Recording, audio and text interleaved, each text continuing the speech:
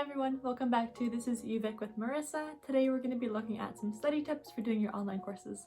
Alright, so tip number one that I have for you is if you can, remove distractions from where you're studying. For me, that's getting my cats away from where I'm trying to study. If I'm trying to study in here and my cat is in my bed, I can't focus because he's just laying down and wants me to give him a hug or give him a cuddle. Alright, so for tip number two, try studying in different places in your home. For me, I try and study my best in here, in my room. But once again, I've got like my books are here, my gaming stuff is here, I got like so many distractions here, it's kind of hard to always do your work here. So often I'll try to study in the kitchen or study on the back porch. So none of my lectures went online onto Zoom or any of those other platforms. So with me today, I have my friend Erin who's going to share some tips and tricks that she's used when she has online lectures.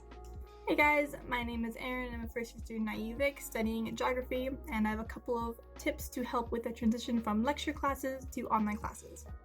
So my first tip is to create a schedule. This is mine. It's just a super simple laid out schedule. It's weekly. I have assignments I need to get done with a box beside them so I can check them off. My second tip is to write down all deadlines for your classes. This could be for essays, tests, exams, assignments, whatever.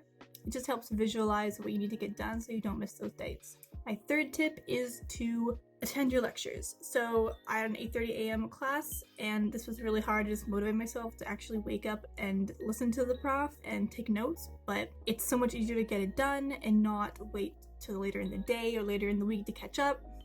So just attend the class, take the notes down, and that must be it. Those are my 3 tips. Hopefully they'll help you guys as they've helped me. Big round of applause for Erin who's being such a gem and helping me out with this. Awesome. So my next tip is to check your email and check course bases for updated course material. And if you're joining us from a high school or from another university, make sure you check out your school's websites for updated course material for them as well. The next tip is to have healthy snacks when you're trying to study. So things like yogurt or nuts, fruits, those kind of things that'll keep you going throughout your study session. So the next tip we have for you is to study in chunks or blocks. I find that I work the best when I'm reading like a textbook or I'm doing an essay. It's sort of those repetitive things that you can just kind of keep doing for about 2 hours on, 1 hour off, and in that hour off I could just completely relax. So our next tip goes along with the last tip, is when you want to take those breaks, you want to reward yourself with things that you want to do. So you strive to get those breaks because you feel like you've earned them, and then it's that much more great. For rewarding breaks for myself, I usually find that I would strive to watch an episode of Netflix. I will work very hard to do that. I also find that I can work really hard to have a really good snack, so if I want to take a break and I want to make like a really good like meal little thing, then I will strive to work for that as well. Our next tip is to limit social media while you're doing those study blocks. I find it's way easier to get stuff done when my phone is not vibrating or beeping because I can't not check it. I have to check it. I don't know why, I just have to. And then my work study just kind of keeps getting like chopped up over and over again. I find it's a lot easier to put my phone on Do Not Disturb or on silent and just chuck it in a drawer somewhere else so I can't see it. And our last tip for you guys today is to try and beat deadlines for your assignments. I'm finding that since I don't have regular class scheduled periods, I can get a lot of work done if I just take a day and I sit down and I do a bunch of work at once.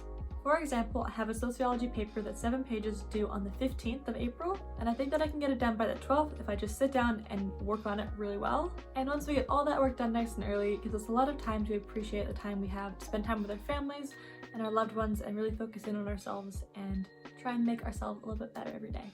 Thank you guys so much for watching. Thank you, Erin, for being very helpful in helping me out with this video, and we will see you guys in a few weeks here with some more videos.